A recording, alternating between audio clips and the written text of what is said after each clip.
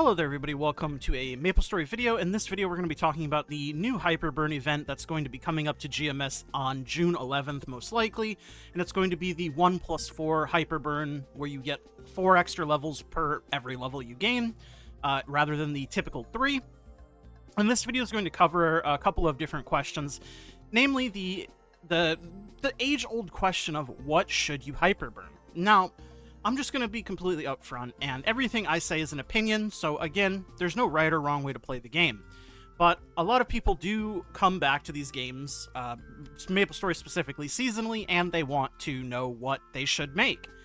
And a lot of people don't have the direction, but obviously, first things first, for the Hyperburn, make a main, right? Make a new main, or make a main character that you want to play. The problem with this comes from the classic question, well, I don't know what I want to make. And it's easy to, for example, point someone to like a DPS chart or a DPM spreadsheet such as this. This is the most recent, basically KMS latest update sort of DPM chart. And obviously, if you want to blindly just follow this and do a bunch of damage, that's your prerogative.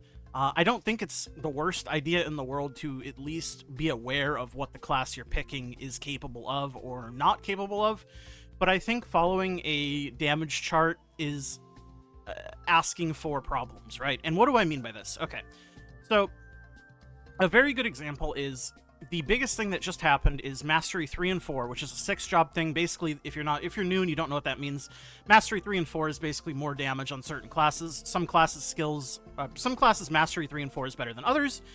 And then there was also a 2-minute balance update to a bunch of classes. So, for example, Nightwalker historically has been very, very good, but you can see right here, Nightwalker is number 38 in KMS, below Wild Hunter.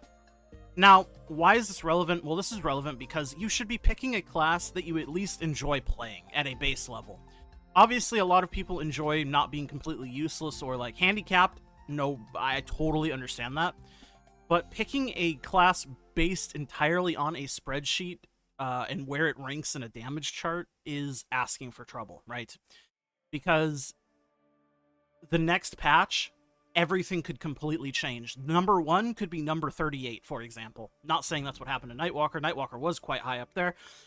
But it's my point is clear, right? So as far as classes that you might want to play, things that I think a lot of people seem to enjoy, obviously Buccaneer. Buccaneer also got buffed with the 2-minute update, and Mastery 3 and 4 was good for Buccaneer. Buccaneer is always a safe bet if people ask, hey, what should I Hyperburn? What should I main? Buccaneer, look into Buccaneer. Thunderbreaker is also a class that I really, really enjoy, and it's more DPM-based rather than burst-based, so if you're looking into some sort of shark-based pirate, look into either Buccaneer or Thunderbreaker. But really, if you have nothing else to base it off of, look at, like, the DPM chart, and look at something that sounds cool. Like, for example, if you don't know what any of these classes do, and just the class name, like, Paladin sounds cool. Like, I mean, Paladin's a bad example, because everybody knows what the fuck a Paladin is historically in a video game, but, like, Kayn, for example. If you don't know what a Kayn is, but it sounds kind of cool, the edgy name Kayn, you know, it's number 27, it's, like, middle of the pack. It's not that bad in terms of DPM. Not that, again, I don't think you should base it off of DPM, but look up gameplay videos of Kayn, see if it's something you like, level up a Kayn in-game, and worst case scenario, it becomes a bossing mule. You know, bossing mules are something you will need in MapleStory, so even if you end up hyperburning, for example, a class you don't enjoy, you can still keep it as a boss mule. If you already have a main, and you don't know what to hyperburn, and you don't really want like a sub-main or a boss mule or anything in specific, the next most important thing to do, I would say, is to hyperburn Legion block characters. Now, the Legion system in MapleStory is basically an account-wide system that gives power based on what level a character is, and you put their like Tetris piece in the grid, and it gives stats. Each individual character has its own Legion piece. For example, Demon Slayer has abnormal status resistance, Dawn Warrior has max HP, Thunderbreaker has 100 strength flat, Nightwalker is 100 luck flat, etc. You get the idea. Every class has a different Legion block. Some of the most important Legion blocks are going to be that of Shade, because Shade gives critical damage, which is very, very important, and it's 6% critical damage at level 250, 5% at level 200, and this also becomes a boss mule. So if you don't have a Shade, consider making a Shade for the crit damage. If you don't have a Hayato, same deal, 6% critical damage Legion, consider Hyperburning a Hayato.